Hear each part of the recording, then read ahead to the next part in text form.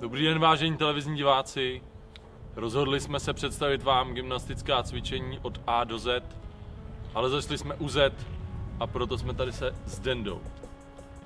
Tak jsme rádi, že jste sledovali všechny naše videa, asi 4.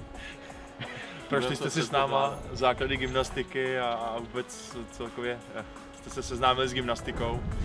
Viděli jste, že to je obrovská sranda, že to je skvělý doplněk do mnoha sportů, takže za mě jako MMA fightera můžu jedině doporučit a věřím, že si ještě užijete i Bena na gymnastických kruzích.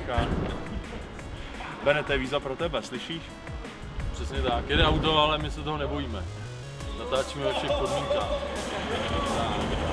No, jak jste mohli vidět, tak Denda prošel několika gymnastickýma disciplínama a všechny zvládnul na jedničku. Minimálně, když to porovnám s ostatními účastníky našich cvičení. Kameramany, nevíme. Já myslím, že byste se tam měli natočit.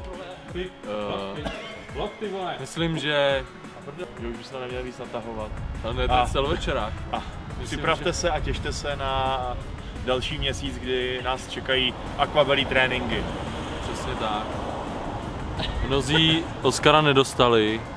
Já myslím, že je pořád místo pro Zdendu. Monster tam nedostal. Neskoušejte to doma. Přijďte na trénink, kde je to okolo měkký. Uvidíte sami. Ano. Přesně tak.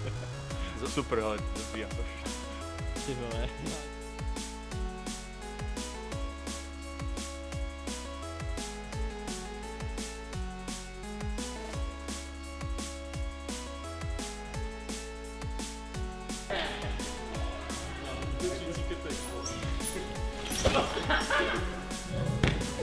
Kámo, první člověk, co tam skočil hlavou.